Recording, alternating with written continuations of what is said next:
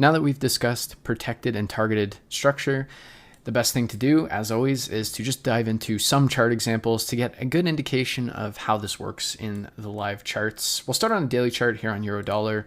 What we can see is, again, we are creating an uptrend. We've just switched. And as we can see, we're in an uptrend. We're creating higher highs, higher lows, higher high, higher low, higher high, higher low, higher high. And if we're just looking at this from a granular perspective, we'll start in this section right here. What we can see is we create a high. The expectation of this high, if we are to continue bullish, is to pull back in some sort of way, find a catalyst for a higher low to form, and then move to the upside, breaking the previous swing structural higher high. If we are to see an invalidation of the bull trend, we would expect a break and close below the low of the swing structure. In this case, what we can see is price moves to the downside. It starts to retrace, creating substructure. We start to pull back to the upside, and on a lower time frame, as we discussed in the previous video, we started to see minor structure playing out. Once we start seeing that minor structure, we can start to gain the understanding that this high is targeted, this low is protected, but we can also take that a step further and also take a look at this bit of price action right here, and that we have a pivot demand zone. So not only are we seeing price struggling to break lower, and we're starting to see minor structure taking over substructure, we're seeing a catalyst for that higher low to take place. And this is where the biggest importance comes with understanding how market structure is being derived and understanding protected versus targeted structure, and when to know when to use it and how to use it. We need to have some sort of catalyst that's going to put in some sort of higher low. You might see it on one chart, it might exist on a lower time frame chart, it might be playing out on a slightly larger narrative, so we need to take a step back and look at the pieces. But in this case, we have all the pieces that we need. We can see that we're operating under this entire impulsive range in price. We have our swing low and our swing high. We're in an uptrend. Our expectation is that we are going to continue higher, but until we do that, we need to put in some sort of higher low. We would expect to see substructure created, a change of character that then creates minor structure, and then finally breaks the previous structural swing high. We know that in order for the bull trend to be invalidated, we need to see a break and close below this low, which would then confirm that this high was successful in its job of breaking the previous swing structure. But if the previous high was not successful in doing that, the low that caused the creation to break that structure would be considered protected, and the high would then be targeted. Now, of course, after the fact, it's very easy to distinguish protected and targeted highs and lows.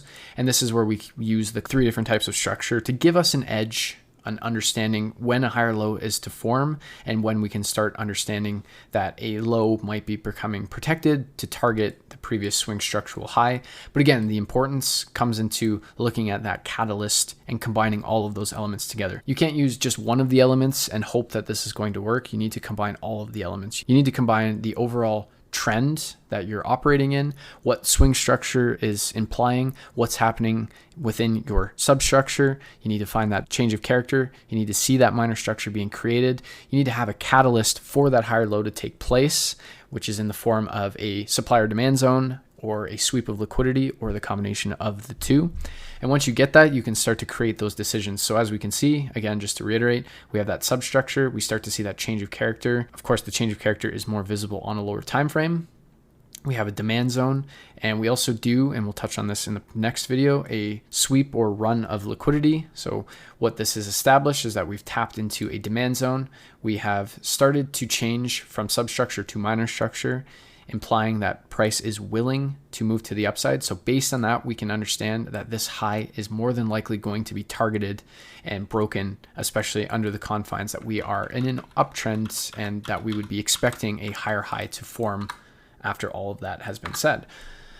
So again, we can just move on to the next example, where we'd be moving between this swing low and this swing high. We can see that this high fails to take out this swing low. We start to see that move to the upside, and again, on a lower time frame, we start to see the shift from substructure to minor structure.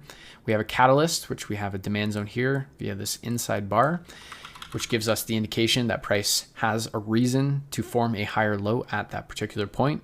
Once we have all of that, we know that this high is more than likely targeted and this low is protected. And then what we see is price creates another low and another high. We're trading within this range in price. Price comes up, and again, as we discussed in the previous video, there was some liquidity that was built here, so we disregarded this point. We just have a bunch of equal highs. We create a swing high. This high was successful in breaking this low, because as we can see, we started to try to pull back just before, because we know that if this bull trend is still to remain valid and intact, this daily low would remain, and we could pull back as far as we need to within the range, as long as we don't invalidate that low point in the market.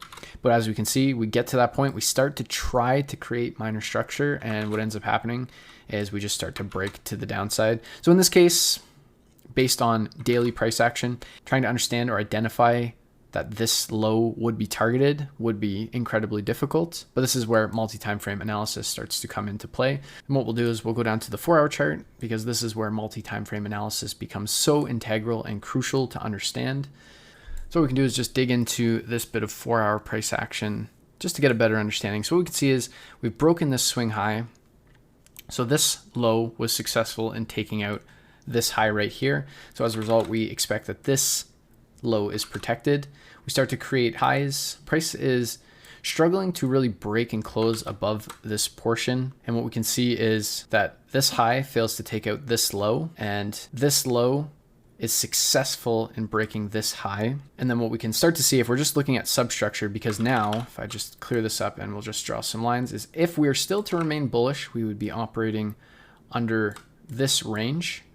And if we're just looking at the substructure, what we can see is that this high was successful in taking out this small low, therefore it would be protected. This high was successful in taking out this low, therefore protected. And we just see price continuing to drop. Then we have this low, which was not successful in taking out this high or even this high. And as a result, this would become targeted. This high here was successful in taking out this low. And as we create this low and we start to pull back, we can gain from that understanding that more than likely, once we start to see this starting to reverse, that this is going to be targeted, this would be protected, but ultimately this area is protected. And price continues to switch, and this is where we start to see that change in character on the daily chart. So we're able to get an indication of what's happening behind the scenes using substructure, minor structure. We're using the concept of protected and targeted structure. Because we're creating substructure, we start to break 4-hour structure here. So we have that variance and that change in trend, that change of character on the 4-hour chart. And we're seeing that highs are successful in taking out lows, and that lows are failing to take out highs. Therefore, price will continue to drop as long as that remains true. We can add on the fact that we're starting to see supply being respected as well, and price is continuing to drop. And then we'll just move over to this little bit of 4-hour structure, because I don't have some of that mapped out, so it'll be just a little bit easier. And this will go into the examples that we were looking at in the previous structural videos, and this will also go in line with the swing, sub, and minor structure videos that we discussed in the previous videos. So as we can see that this high was not successful in taking out this low, therefore this low, once we start to get that change of character and switch to minor structure, was targeting this high. We now form a new high that creates this low that fails to take out that low, therefore this high right here is targeted. And we can even look at it in a granular sense just to understand what's happening in order flow. So the expectation is that this low will take out this high, and what we can see is we create this high. So what we could see is, if we're looking at it from a downtrend perspective, we might start to see that we are right here right now. We just have this spot here and this spot here created. So if this is to start going bearish, because also if we just look back, we are in a daily supply zone, we would be expecting a lower low to form, but what we can see is this high fails to take out this low. Therefore, it becomes targeted, and what ends up happening is price runs the high. Therefore, this low was successful in taking out this previous structural high. This would be the switch from substructure to minor structure. And what we can see is that this high failed to take out this low. Therefore, this low becomes protected. This high becomes targeted.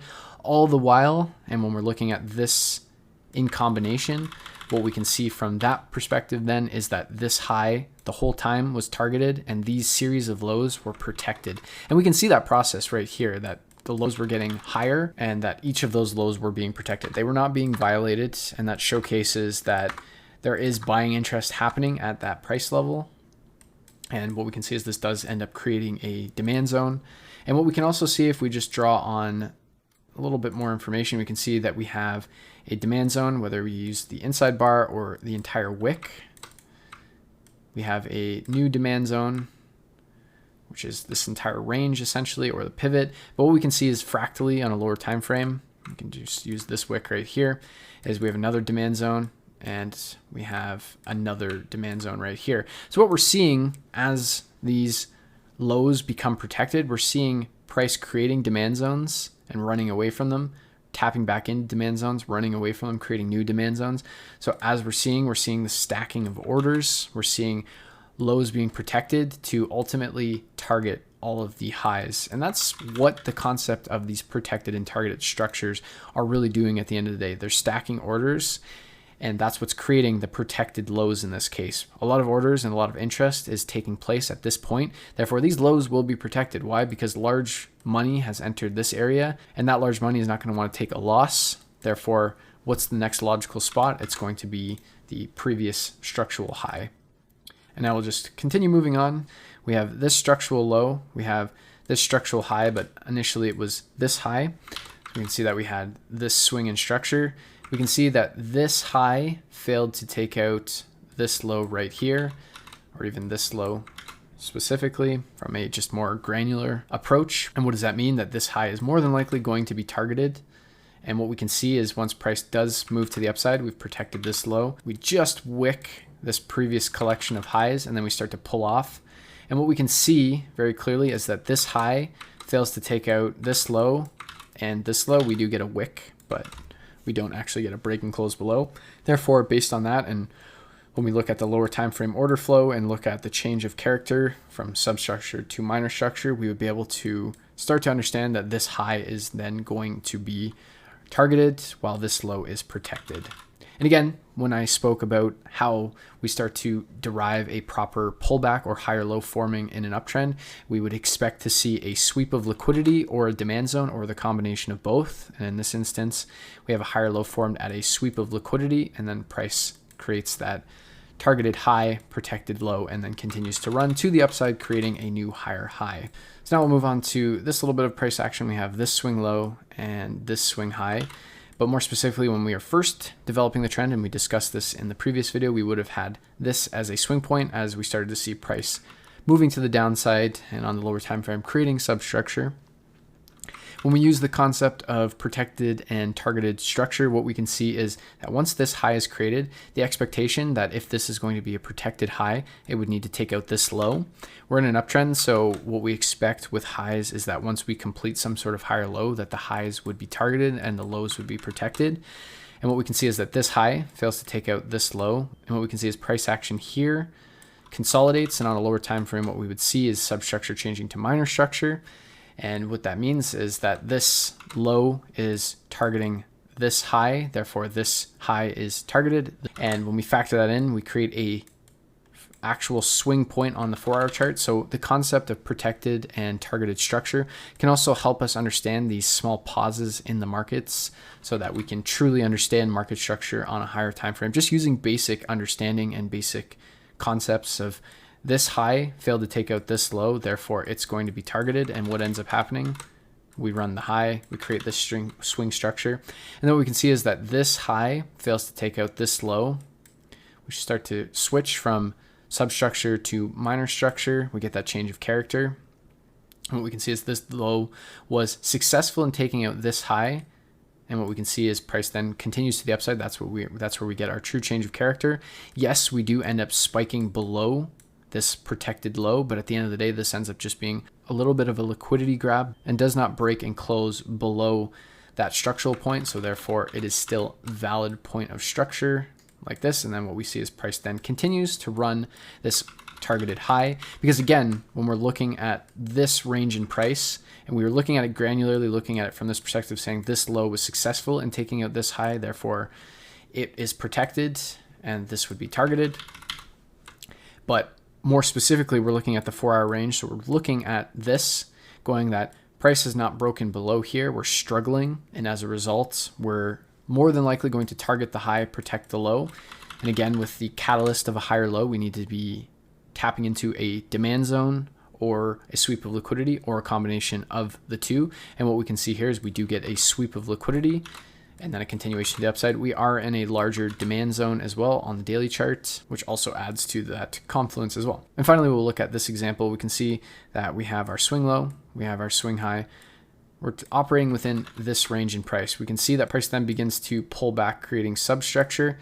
This high so far has not been successful in taking out this low. Therefore, we're viewing it as weak. And again, we're viewing it as weak under the understanding that we are already expecting higher prices because we are in a bull trend. When we're in a bull trend, higher highs tend to be targeted and higher lows tend to be protected. And we know that for a higher low to form in an uptrend, we would need a catalyst of some kind, whether that be a demand zone or a sweep of liquidity or the combination of the two. And what we can see very clearly in this example is we have this large wick right here. This would be our demand zone, our pivot demand that would be seen fractally on a lower time frame. We can also see that we do have a sweep of liquidity here, and price then runs to target the high. But as we can see in this little bit of price action, we can see that when we're looking at it from a granular substructure versus minor structure, and what we can see when we're looking at substructure, and this is why it's so important to pair the two together, is that we're creating a lower low, a lower low, a lower high. So this high was successful in taking out this low. Therefore, this high should be protected and this low should be targeted. So then what we can see is that this low was initially unsuccessful in taking out this high. So we would again be expecting that this low would be targeted and this high would be protected. And as we see price action continuing to move to the downside, we can see that we're starting to get a change of character on a lower time frame. And what this showcases to us is that this low is successful in taking out this high and is successful in taking out this high. Therefore, this ends up being targeted and it completes our overall theme of taking out the targeted swing high. And this is where swing high targets are a lot more easier to understand and should be your area of focus versus getting lost in the substructure. But what we can do is use the substructure in understanding what is likely to happen, because as we can see here, price failed to take out this low, this high failed to take out this low via this structure. Therefore, this high is targeted, this high is protected. And this is where we had that variance on the 4-hour to daily chart where we were under the understanding that this was our swing structure on the daily chart. We had these equal lows, so chances are that the higher low wasn't actually formed, that this was more of a pause in the market on a daily time frame. So what we can see when we looked at that is that these lows were successful in taking out these highs, so they should be protected. And then what we see is this high is successful in taking out this low. It creates this low. So the idea would be that this low should take out this high if we're still to remain in a bull trend. But what we can see is this low fails to take out this high, which targets these lows. And this process still continues. This high was successful in taking out these lows. Therefore, this low should be targeted. The low is taken. And then we start to see that shift and then we see that this low is successful in taking out this high. Therefore, we start to see that this is switching from substructure to minor structure. And that's what this relationship is implying. This is what it's suggesting. And this is just an add-on to understanding substructure, understanding minor structure, understanding the relationship it has to swing structure, and being able to put yourself in the right form. Of course, a lot of this becomes clear when you see it after the fact. It gives you the understanding. But once you start to see it in the moments, when you start to see price struggling to break lows, we can see that this high struggled to break lower. We're starting to see that these highs are more than likely going to get attacked. And then if we use the framework of an impulsive leg, we can say that this is definitely going to be targeted and that this will be protected. But more specifically, this will be protected. And what we can see, if I just clear this all up, is this low does end up getting protected. Yes, we do get a liquidity grab, but we don't actually break and close below this low. Therefore, it is still a protected low because this high was successful in breaking structure. And this high was not successful in breaking structure to the downside. Therefore, it was targeted and price continued to move to the upside. And what we can see is when we looked at this higher low being formed, we had that catalyst. We had a massive liquidity grab and we had a tap into a demand zone. And that is the concept and the idea behind protected and targeted structure. It is an incredibly powerful tool that you can have in your arsenal when you're looking at market structure, when you're looking at swing structure, substructure, and minor structure, understanding how trends are changing, how trends are switching from bearish to bullish, bullish to bearish, and just giving you that inside edge of understanding why particular highs are being run and why particular lows are being run, why particular highs are being protected, and why particular lows are being respected. And when we use the 15-minute as a final example, just to explain some of the price action that we were looking at in the previous video, we'll look at this one in the supply zone because this is, again, a good example. We have this swing low and this swing high, and we're under the impression that if we're in a supply zone, we should be starting to see a bearish reversal. We should start to see that highs are protected and lows become weak, and that substructure and that structure will switch from creating higher highs and higher lows to creating lower lows and lower highs, and that we would see that in the formation of substructure and minor structure before we actually break swing structure.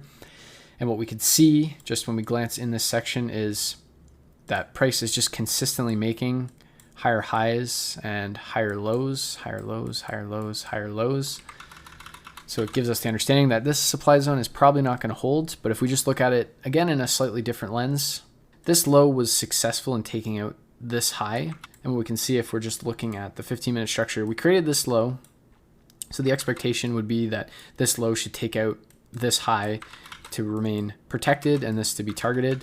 But as of right now, what we're seeing is price creates a high. It fails to take out that high. So therefore this low should be targeted. And what we can see that this high fails to take out this low, creates these lows. These lows fail to take out this high, therefore this becomes targeted. And then what we can see is this high is successful in taking out this low, but is unsuccessful in taking out this low. So therefore, this high should still remain targeted, although it was successful in taking out this bit of structure. It never took out the key structure. So we have an understanding that chances of it moving to the upside are starting to increase. And what we can see is that this low eventually was successful in taking out the high. So we can see if we just go a little bit more granularly, just to further the point and to explain this a little bit deeply. So now that we know that this high right here is targeted because we were unsuccessful in taking out these lows, although we were successful in taking out this low, this is more of a minor low. This would be more of that swing low. You can see that. So we're expecting that this high will get targeted.